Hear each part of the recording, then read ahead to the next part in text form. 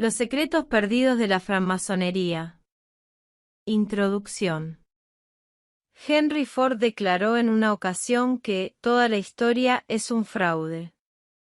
Puede que eso suene un tanto abrupto, pero si estamos hablando de esos hechos del pasado que tantos occidentales aprenden en la escuela, entonces resulta que el señor Ford tenía razón. Nuestro punto de partida fue una pequeña investigación privada para dar con los orígenes de la francmasonería, la mayor sociedad del planeta que hoy en día cuenta con casi 5 millones de miembros varones agrupados en logias regulares, y que en el pasado ha incluido en su seno a muchos grandes hombres, desde Mozart hasta Henry Ford. Como francmasones, nuestra meta era tratar de entender un poco mejor el significado del ritual masónico, esas extrañas ceremonias secretas llevadas a cabo principalmente por hombres maduros de clase media, desde Huddersfield hasta Houston. La tradición masónica gira alrededor de un personaje llamado Hiram Abiff, que, según una historia que le es contada a cada francmasón, fue asesinado hace casi 3000 años en el templo del rey Salomón. Este hombre es un completo enigma. El papel que desempeñó como constructor del templo del rey Salomón, y las circunstancias de su espantosa muerte, están descritas con toda claridad en la historia masónica y, sin embargo, no se lo menciona en el Antiguo Testamento. Durante 4 de los 6 años que pasamos trabajando en esta investigación, creímos que Hiram Abiff era una mera creación simbólica.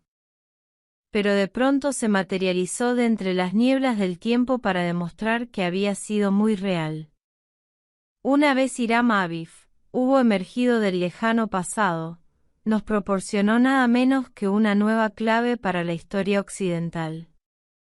Las contorsiones intelectuales y las laboriosas conclusiones, que hasta aquel momento habían formado la imagen colectiva del pasado de la sociedad occidental, dieron paso a un orden tan sencillo como lógico.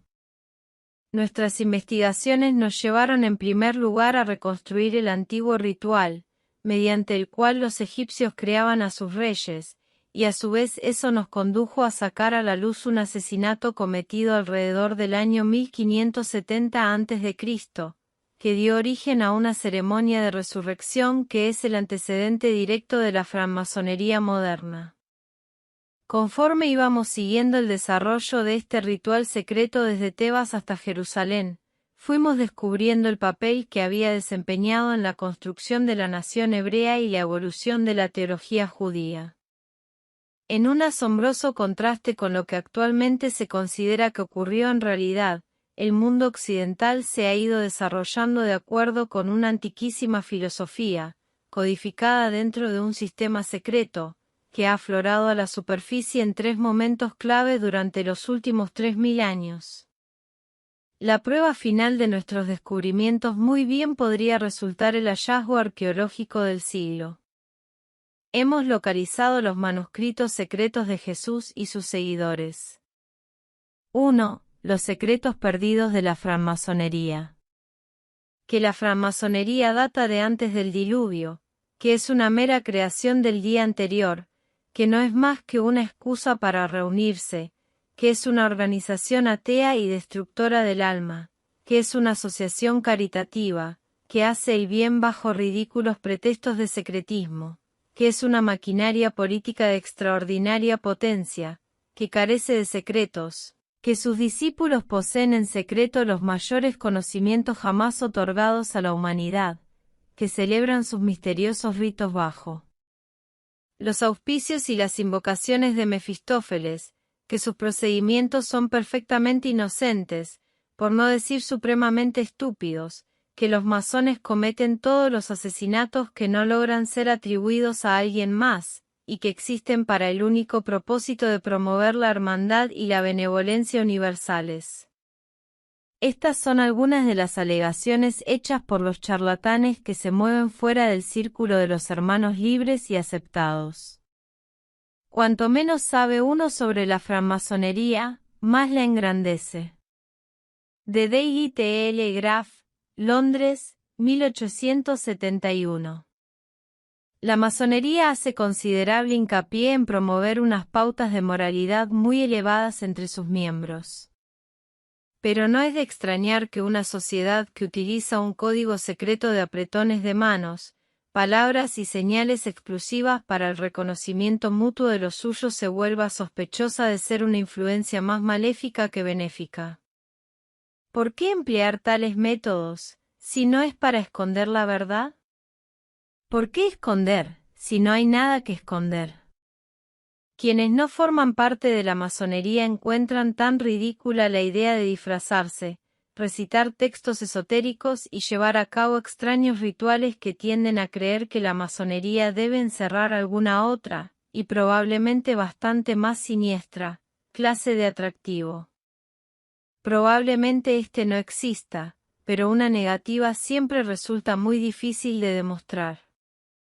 The Daily Telegraph, Londres, 1995. Una total y absoluta falta de sentido. En 1871 a la reina Victoria todavía le quedaban por delante otros 30 años de reinado, y Ulysses Grant era presidente de los Estados Unidos, y la francmasonería era tema de especulación pública. 125 años después el primer alunizaje ya ha quedado una generación atrás. El mundo se está conectando a Internet, y la francmasonería sigue siendo objeto de especulación pública.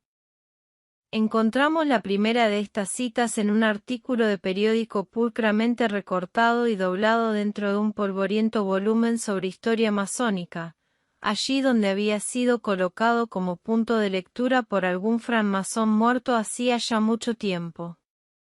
Chris leyó la segunda a bordo de un avión sobrevolando el Atlántico, entre el almuerzo y la proyección del largometraje. Casi todo, los estilos literarios incluidos, ha cambiado a lo largo del último siglo y cuarto, pero la actitud general del público de hoy en día hacia la francmasonería sigue siendo tan confusa como lo era en el siglo XIX. La mayoría de las personas no confían en aquello que no entienden y, si perciben un elitismo que las excluye, la desconfianza no tardará en volverse desagrado o incluso odio. Si bien la francmasonería siempre ha estado abierta a todos los hombres que tengan más de 21 años, 18 bajo la Constitución escocesa, y que estén sanos de mente y de cuerpo, puedan demostrar buen carácter y expresen una creencia en Dios, no cabe duda de que en las Islas Británicas la pertenencia a ella siempre estuvo centrada en la aristocracia, con los miembros, de a pie, procediendo del estrato superior de la clase media. A mediados del período victoriano era socialmente importante, casi esencial, para un profesional el que fuese francmasón. Los nuevos ricos de la Revolución Industrial buscaban mejorar su estatus social a través de la pertenencia a una sociedad exclusiva que estaba bien vista entre los aristócratas de todos los niveles, hasta llegar a la mismísima familia real. Al menos en teoría, los miembros de las clases trabajadoras podían convertirse en masones, pero en la práctica difícilmente se les ocurriría la idea de pedir ingresar en el club de sus jefes, razón por la que la logia masónica ya lleva mucho tiempo estando asociada a las clases acomodadas. Fuera cual fuese su nivel social, los que no eran francmasones solo podían especular acerca de los secretos revelados a los miembros de aquella enigmática organización. Se sabía que llevaban mandiles y aparatosos cuellos y se rumoreaba que se subían las perneras de los pantalones e intercambiaban misteriosos apretones de manos, al tiempo que se susurraban contraseñas los unos a los otros. La mayoría de occidentales son, cuando menos, vagamente conscientes de la francmasonería y sus misterios fascinan a dos grandes grupos de personas. Aquellos que no son masones, quienes se preguntan cuáles son los secretos de la orden, y aquellos que son masones, quienes también se preguntan cuáles son esos secretos. La gran razón a la hora de mantener el silencio entre los masones, no es tanto una compulsión que los obligue a observar sus votos sagrados, o el miedo a sufrir un macabro castigo por parte de sus compañeros de sociedad, sino más bien el hecho de que no entienden ni una palabra de las ceremonias en las que participan, y lo único que temen es que la gente vaya a reírse de los rituales estrambóticos y aparentemente carentes de sentido que llevan a cabo. Para nosotros, y para todos los hermanos a los que conocemos, la francmasonería es poco más que un club social que proporciona una ocasión de participar en una especie de función teatral de aficionados, la cual vendrá seguida por una cena con grandes cantidades de vino y cerveza. El complejo y oscuro ritual debe ser aprendido de memoria a través de años de repeticiones cantadas. Se hace mucho hincapié en la sinceridad con la que debe ser recitado, pero en realidad, solo pequeñas partes de la ceremonia pueden ser entendidas como mensajes alegóricos, concernientes a la rectitud del carácter moral. El resto es una extraña mistura de palabras carentes de significado y escenificaciones de ciertos supuestos acontecimientos históricos que rodearon la construcción del templo del rey Salomón en Jerusalén, hace unos 3000 años. Si bien los que formamos parte de la francmasonería, no hacemos prácticamente nada, aparte de aprendernos de memoria unos cuantos versos disparatados, muchas personas de fuera de la organización están intentando destruirla, porque sospechan que propaga la corrupción, y la ven como un bastión de los privilegios capitalistas o un club, cuyos miembros se dedican a elogiarse entre sí. Incontables libros sobre el tema han alimentado la curiosidad y el antagonismo del gran público. Algunos, como los escritos por el autor americano Ian Robinson, son fruto de una soberbia labor de investigación, otros, como los del ya fallecido Stephen Knight, son poco más que meras invenciones dirigidas a satisfacer los peores temores del sector antimasónico. El grupo de presión antimasónico nunca ceja en su empeño de probar supuestas maldades, y ambos hemos tenido experiencias de primera mano de ello. Hace poco un amigo de Chris que es cristiano renacido, nos dijo que iba a organizar un grupo de ayuda dentro de su iglesia.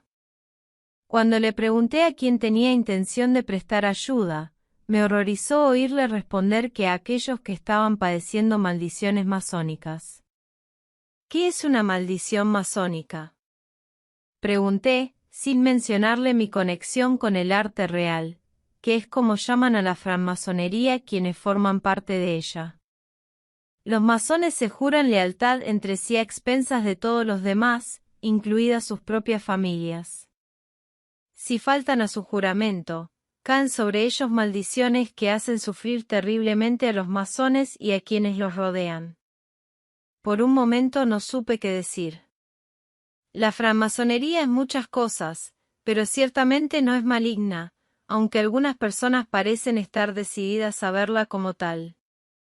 En un rechazo directo de acusaciones tan infundadas, la Gran Logia Unida de Inglaterra mantiene públicamente que el deber como ciudadano de un francmasón siempre debe prevalecer sobre cualquier obligación que haya contraído con otros francmasones, y que nunca se debería permitir que la francmasonería perjudicara a la familia, o a las demás relaciones de un hombre, exigiéndole una parte excesiva de su dinero o de su tiempo, o haciendo que actuara de cualquier otra manera en contra de sus intereses. No pretendemos hacer una apología de la francmasonería, pero lo cierto es que hace mucho bien, que nosotros sepamos, no hace ningún mal. Siempre ha donado grandes sumas de dinero para caridades, habitualmente de manera anónima, y promueve niveles de rectitud moral y responsabilidad social que son realmente impresionantes y que han fijado pautas luego seguidas por otros. El color, la raza, el credo y las opiniones políticas siempre han sido irrelevantes a la hora de ser miembro de la francmasonería y sus dos grandes metas son un orden social basado en la libertad del individuo, y la consecución de todas las clases de conocimiento. El único requisito imprescindible es creer en Dios, y está permitido creer en cualquier Dios. La gran crítica que le hacemos a la francmasonería es su total y absoluta inutilidad. No se sabe de dónde ha surgido, nadie parece saber qué está intentando conseguir, y cada vez parece más improbable que pueda tener futuro en un mundo que exige la máxima claridad en cuanto al propósito y los beneficios. No es solo que no se conozcan los orígenes de la francmasonería, sino que además se admite que los auténticos secretos de la orden se han perdido, y que se utilizan secretos sustitutorios de aquellos en las ceremonias masónicas, hasta que llegue el momento en que sean redescubiertos. Si las palabras que forman el ritual deben ser tomadas al pie de la letra, entonces la francmasonería debería tener un mínimo de 3000 años de existencia. No son solo los enemigos de la orden quienes lo niegan, sino que la misma Gran Logia Unida de Inglaterra no se atribuye semejante antigüedad. Temerosa de verse expuesta al escarnio público, evita mantener cualquier clase de postura oficial sobre los orígenes del arte y permite que las llamadas logias de investigación se encarguen de debatir la limitada evidencia histórica existente. Un pobre candidato sumido en un estado de oscuridad. Cuando nos hicieron francmasones, ambos pasamos por el proceso que cada iniciado en el arte ha experimentado desde hace un mínimo de 250 años. Como parte de aquella ceremonia se nos pidió que jurásemos, en tanto que hombres de honor, que no divulgaríamos ninguno de los secretos de la francmasonería al mundo exterior, y somos muy conscientes de que la información que vamos a exponer aquí puede ser considerada por algunos masones como una traición de dichos secretos.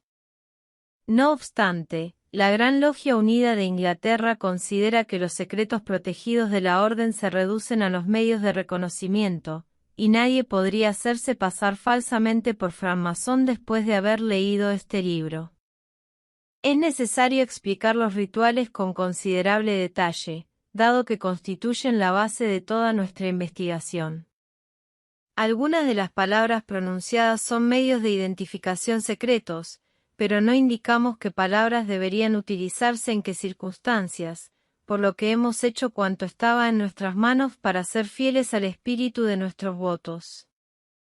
En cualquier caso, acordamos mantener dichos secretos en el entendimiento de que no interferirían con nuestra libertad como agentes morales, civiles o religiosos, y si nuestros votos fueran a impedirnos compartir unos descubrimientos tan importantes como los que hemos hecho, no cabe duda de que entonces habrían interferido con tales libertades. Aunque ingresamos en distintas logias con varios años de intervalo, ambos recordamos las mismas experiencias. Esto es lo que vivimos en aquellos momentos, y a partir de ahora hemos utilizado la primera persona del singular para referirnos a ambos. Después de haber sido entrevistado hacía unos meses por un comité de antiguos maestros, ya me encontraba preparado para convertirme en un francmasón. La organización en la cual me disponía a ingresarme era prácticamente desconocida, y la única pregunta en firme que se me había planteado era la de si creía en Dios. Creía, y a partir de ahí todo fue siguiendo su curso hasta que me encontré de pie ante la gran puerta del templo, junto a un guardia que la estaba golpeando con la empuñadura de una espada desenvainada para pedir que se me permitiera entrar. Estaba cegado, es decir, vendado, y llevaba un blusón y unos holgados pantalones blancos. Un pie calzaba una simple zapatilla, la expresión para ello es, ir desasiado, mi pierna izquierda estaba descubierta hasta la rodilla, y el lado izquierdo del blusón había sido apartado de tal manera que llevaba esa parte del pecho al aire. Sin que yo lo supiera, me habían rodeado el cuello con una soga que colgaba sobre mi espalda. Había sido despojado de todos los objetos metálicos, y por fin estaba preparado para ser conducido al interior del templo. Después supimos que esta manera de vestir, el blusón de tela basta con la soga alrededor del cuello, era exactamente la manera en que se trataba a los herejes medievales por parte de la Inquisición antes de que hicieran su confesión. Recuerdo que percibí la presencia de un gran número de personas y que me sentí muy vulnerable. Pude sentir como una punta fría presionaba la piel de mi pecho. ¿Sientes algo?, preguntó la voz que tenía delante. Un murmullo en mi oreja dio la respuesta formalizada, que yo repetí en voz alta. Siento. Entonces que esto sea un acicate para tu conciencia, así como una muerte instantánea en caso de que llegues a traicionar alguno de los secretos que ahora van a serte revelados. Entonces, desde el otro extremo de la sala, habló otra voz, que reconocí como la del eximio maestro. Dado que ningún hombre puede ser nombrado masón a menos que sea libre y de edad adulta, ahora te pregunto, ¿eres un hombre libre y has cumplido los 21 años? Sí. Habiendo respondido tan satisfactoriamente a dicha pregunta, hay otras que procederé de inmediato a formularte y a las que confío responderás con idéntica franqueza. Declara seriamente por tu honor que, sin estar inducido por solicitudes impropias de amigos que vayan contra tus propias inclinaciones, ni influenciado por motivos mercenarios o indignos de cualquier otra manera, te ofreces libre y voluntariamente a ti mismo como candidato para los misterios y privilegios de la francmasonería. Declaras asimismo con toda seriedad y por tu honor que te sientes impulsado a solicitar dichos privilegios por una opinión favorable previa de nuestra orden, un deseo general de conocimiento y un sincero afán de poder ser más útil a tus congéneres. Lo declaro. La daga hasta ese momento firmemente sostenida junto a mi pecho fue apartada, aunque en ese momento yo no supe, pero la soga, llamada toa, siguió alrededor de mi cuello. El hombre de mi derecha me murmuró que me arrodillara y se dijo una corta plegaria, invocando la bendición del Supremo Gobernador del Universo, Dios, descrito de una manera más neutral posible para que resulte accesible por un igual a los miembros de cualquier religión monoteísta. La ceremonia prosiguió con mi cuidador guiándome alrededor del perímetro del templo, deteniéndose 3 veces para presentarme como un pobre candidato sumido en un estado de oscuridad. Aunque no podía verlo, el centro del suelo del templo estaba formado por un rectángulo de cuadrados blancos y negros. En el extremo este se alzaba el pedestal del eximio maestro, en el sur estaba el custodio menor y en el oeste el custodio mayor, ambos en pedestales más bajos. Después de mis 3 vueltas al templo fui conducido, todavía vendado, ante el pedestal del eximio maestro, donde éste me preguntó. Habiendo estado sumido en un estado de oscuridad, ¿cuál es el deseo predominante de tu corazón? Una vez más la respuesta me fue murmurada al oído. Luz. Entonces que te sea devuelta esa bendición.